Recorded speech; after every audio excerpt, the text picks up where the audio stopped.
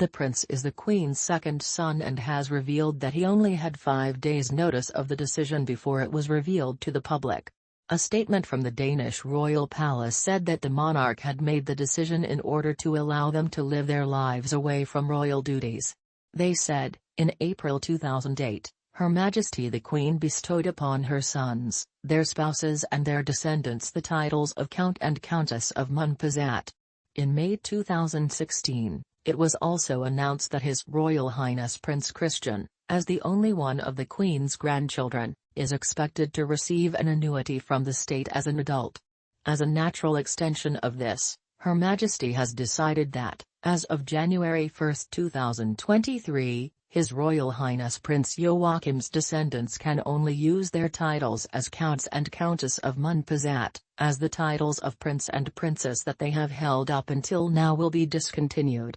With her decision, Her Majesty the Queen wishes to create the framework for the 4 grandchildren to be able to shape their own lives to a much greater extent without being limited by the special considerations and duties that a formal affiliation with the Royal House of Denmark as an institution involves.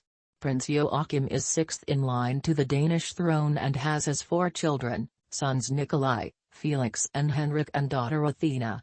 The royal palace defended the stripping of the royal titles as being in line with similar adjustments that other royal houses have made in various ways in recent years.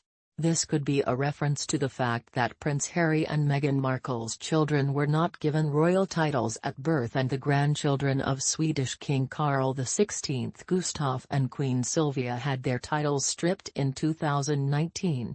However, the decision does not appear to affect the children of Joachim's brother Crown Prince Frederik Christian, Isabella and twins Vincent and Josephine who he shares with Mary, Crown Princess of Denmark. Although the palace seemed to imply that the move had been planned for some time according to Prince Joachim he wasn't expecting the announcement. Speaking to Danish newspaper Ekstra Bladet the prince said that he was sad and that his children had been mistreated. He said, "We are all very sad. It's never fun to see your children being mistreated like that. They find themselves in a situation they do not understand." When asked on whether the decision had affected his relationship with his mother, the prince refused to elaborate further. He said, "I don't think I need to elaborate here." The royal also added that he was only given 5 days' notice before his mother's announcement. He said, "In May, I was presented with a plan, which basically stated that when the children each turned 25, it would happen."